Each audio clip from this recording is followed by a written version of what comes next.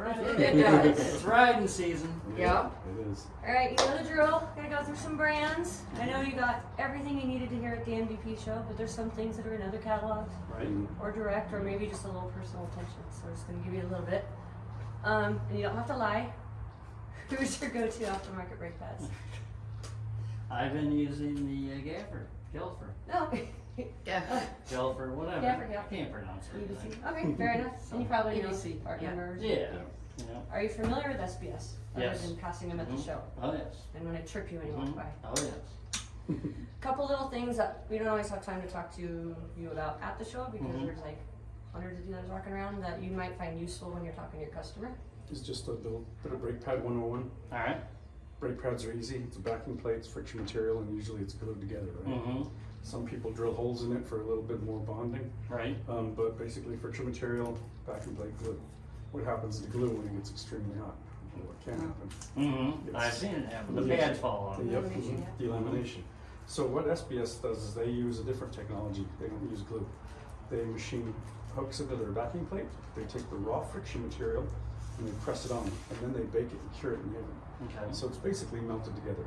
22 years they've been using this technology, and they've never had delamination on their sintered pads. I always say, especially in an independent shop, and you've had two now, what happens if the customer leaves and his brake pad falls apart? Who's he gonna blame? You. Right. I'm gonna sue you because you personally made that pad. Yeah. Right. Something Yeah. that's really Yeah. confident is knowing that that can never happen. Well, it has never happened in 23 years, so you're pretty confident that it's not going to happen. Right.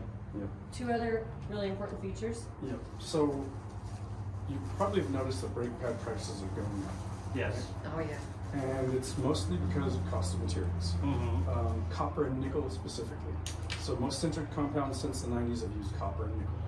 Copper and nickel is in every electronic device on the planet, your computer, EV car batteries. So the prices are skyrocketing because it's a finite resource. What SBS started 5 years ago was they started to reformulate their compounds. They took copper and nickel out of their sintered compounds, antimony out of their organic compounds, and replaced it with iron. And that has three advantages. For one, when copper and nickel via brake dust gets into our ground, it gets into our drinking water and it poisons us. If iron gets back into the ground, it's in our bloodstream, it transports the oxygen to our cells, it's no problem. Another thing is the cost. Iron is abundant, it's easy to mine, so costs are relatively stable aside from inflation. So those are the two advantages. There is a third. Because most people say, well, if I'm doing something for the environment, I'm probably compromising something, right? In this case, you're not. Because iron has a higher friction coefficient than copper and nickel.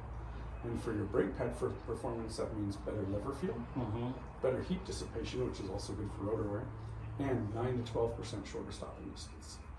So 3 reasons that they replaced the heavy metals with iron. All right. And when you're out at the Moto America track, you're gonna find that a lot of people up on that podium are usually running SBS.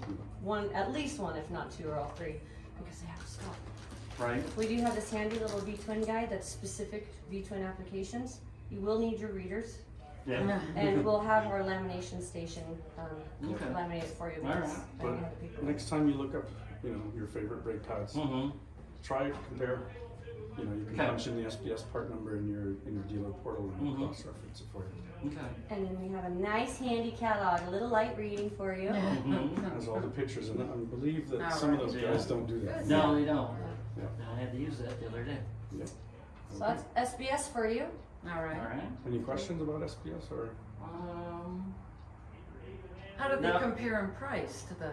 So that's where you're going to see anybody else on the wall. It doesn't matter. I don't want to pick on Right. names, Yeah. but anybody out there, OEM, your favorite aftermarket, they're all going up. These guys have already figured out their formulas, so anything you get now is going to remain relatively stable, Okay. aside from Function. inflation. How many compounds are there then? Oh, that depends on if you're talking Like if we're ATVs. doing like, Street if we're like racing. doing Harley or. Harley, you have basically your front compound and your rear compound. They do differentiate that because the rear has a little bit less bite, Okay. so you don't overbrake your rear wheel. All right. They do have organic compounds and also a carbon compound that's good for somebody that wants to ride really aggressively. Those don't last as long, but they have a lot more bite than your standard centered compounds. And then sport bikes.